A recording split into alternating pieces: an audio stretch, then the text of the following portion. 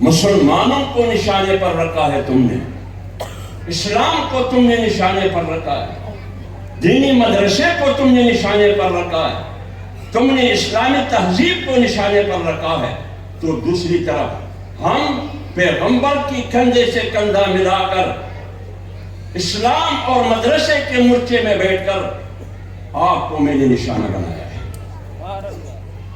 آؤ، میدان بھی حاضر ہے اور گھوڑا بھی حاضر ہے۔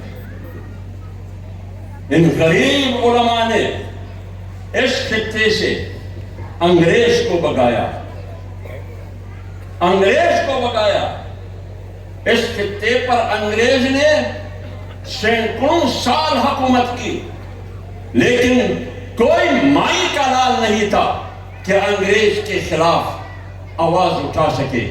لیکن دو مولوی حجرے سے نکل کر، تین مولوی، ایک شاہ عبدالعزیز محدث دہلوی تھے، ایک مولانا قاسم نانوتوی تھے، ایک شیخ الہند محمود الحسن تھے۔ غریب علماء پٹے پرانے کپڑے نکل کر انہوں نے برطانیہ کو چیلنج کیا۔ انہوں نے برطانیہ کی دولت، مالی قوت، اس کی عسکری قوت کو چیلنج کیا۔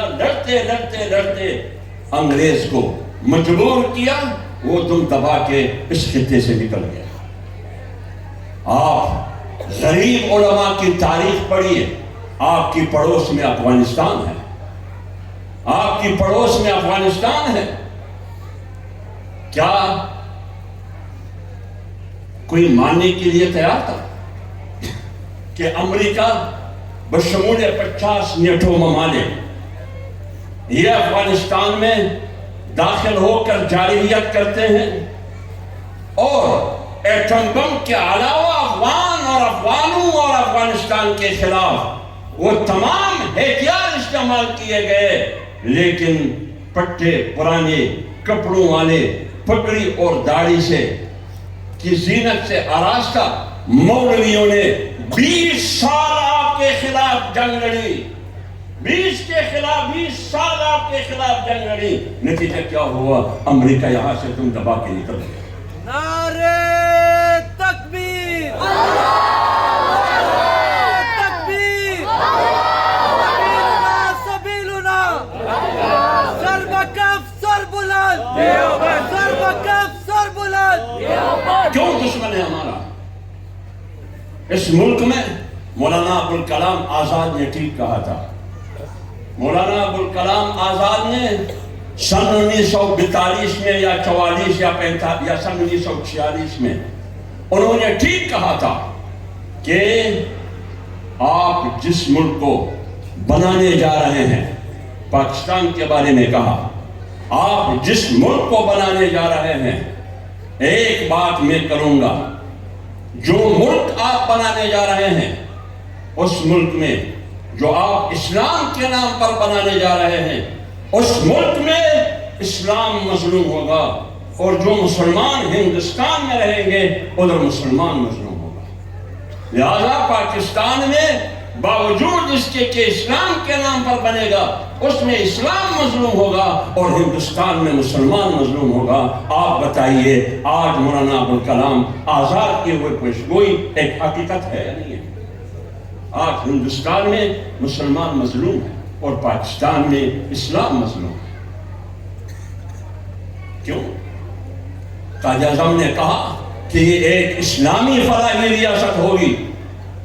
جب ان سے پوچھا گیا تو انہوں نے پوچھا گیا کہ پاکستان کا دستور کیا ہوگا، پاکستان کا آئین کیا ہوگا، تو قائد اعظم نے جواب میں کہا کہ قرآن کی صورت میں دستور موجود ہے، کسی قسم کی نئے دستور کی ضرورت نہیں ہے۔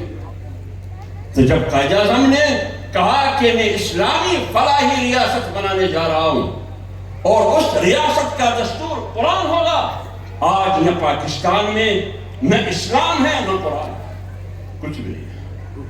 آج اسلام کے راستے میں، قرآن کے راستے میں سب سے بڑی رکاوٹ حکمران طبقہ ہے۔ وہ حکمران سیاہ کوٹ میں ہو، وہ حکمران 3 پیس سوٹ میں ہو، وہ حکمران سیاہ شیروانی میں ہو، وہ حکمران خاکی لباس میں ہو، میرے سامنے دین کے سامنے اسلام کے سامنے سب سے بڑی رکاوٹ یہی حکمران طبقہ ہے۔ اس کے بعد پھر امریکہ پر بات کریں گے۔ اس لیے میں کبھی کبھار کہتا ہوں کہ پاکستان میں اگر اسلام کو خطرہ ہے تو حکمرانوں سے خطرہ ہے، اور پاکستان کو اگر خطرہ ہے تو پاکستان سے خطرہ ہے۔ پاکستان کو اگر خطرہ ہے تو ارباب اقتدار اور ارباب اختیار سے خطرہ ہے۔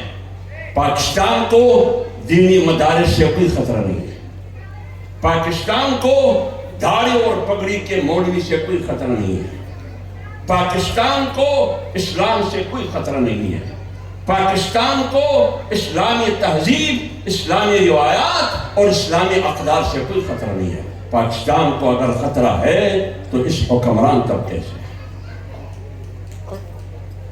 یہ ہے خلاصہ۔ ایک طرف دینی مدارس کی خدمات، اپنے مدد آپ کہتے قوم کو وہ مہذب، بااخلاق، باکردار نوجوان دیتا ہے۔ دینی مدرسہ پاکستان کو، قوم کے مستقبل کے لیے، پاکستان کے مستقبل کے لیے ایک مہذب نوجوان دیتا ہے، ایک باکردار نوجوان دیتا ہے۔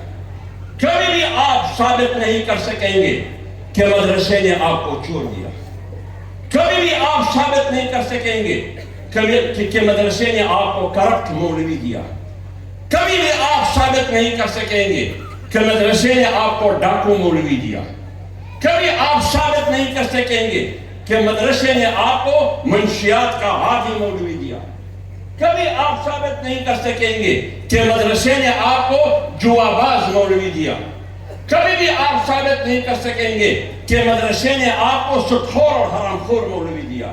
تو جب سودخور بھی نہیں ہے، حرام خور بھی نہیں ہے مولوی، قاتل بھی نہیں ہے، شرابی بھی نہیں ہے، تو پھر آپ کیوں مولوی کو معاف نہیں کرتے؟ معاشرے میں مولوی کے لیے جگہ کیوں نہیں ہے، مقام کیوں نہیں ہے؟ کیوں راستہ روکنا چاہتے ہیں آپ؟ ایک طرف ایک مہذب نوجوان میں دے رہا ہوں، دوسری طرف آپ مورچے میں بیٹھ کر آپ کی بندوق کی نشانے پر میں ہوں۔ کیوں؟ کبھی کہتے ہیں کہ تم دہشت گرد ہو، کبھی کہتے ہیں کہ تم انتہا پسند ہو، کبھی کہا جاتا ہے کہ ان کی تم شدت پسند ہو۔ یہ آپ ہمیں عالمی گالی دیتے ہیں، عالمی گالی، بین الاقوامی گالی تمہیں مجھے دے رہے ہو۔ وہ گالی تم مجھے دے رہے ہو جو گالی فرعون نے موسیٰ کو دیا، وہ گالی تم مجھے دے رہے ہو جو فرعون کے ٹٹھو نے، فرعون کے غلاموں نے، فرعون کے پیروکاروں اور علاقاروں نے، فرعون کے نوکروں نے موسیٰ کو جو گالی دی، وہ گالی آپ مجھے دے رہے ہیں۔ لیکن مجھے آپ کی گالی کی کوئی پرواہ نہیں، نہ گولی کا کوئی پرواہ ہے، نہ گالی کا کوئی پرواہ ہے۔ یجاہدون فی سبیل اللہ، میرا مبارزہ جاری رہے گا، میری جدوجہد جاری رہے گی، ہم آگے بڑھیں گے۔ آپ کے خیال میں یہ ہے کہ میری گولی کے مقابلے میں مولوی پیچھے جائے گا؟ نہیں، ہم پیچھے نہیں ہٹیں گے، ہم آگے بڑھیں گے۔ فرعون کے حواریوں نے موسیٰ کو کیا کہا؟ فرعون کے حواریوں نے، فرعون کی سرداروں نے، فرعون کی سرمایہ دار اور دولت مند طبقے نے فرعون کو کہا کہ موسیٰ کا راستہ روکو، موسیٰ کا راستہ روکو۔ اتنی لمبی فہرست فرعون کے سامنے انہوں نے رکھی کہ فرعون کی یہ جرم، موسیٰ علیہ السلام کا یہ جرم ہے، یہ جرم ہے، یہ جرم ہے، یہ جرم ہے، یہ جرم ہے۔ جرائم کی ایک لمبی فہرست۔ اس وقت کے عالمی اسٹیبلشمنٹ، اس وقت کا عالمی ظالم اور جبر کی علامت فرعون کے سامنے، فرعون کی سرداروں اور نوابوں نے، سرمایہ داروں اور ان کی چھیڑوں اور ان کے غلاموں نے موسیٰ علیہ السلام اور ان کے ساتھیوں کے خلاف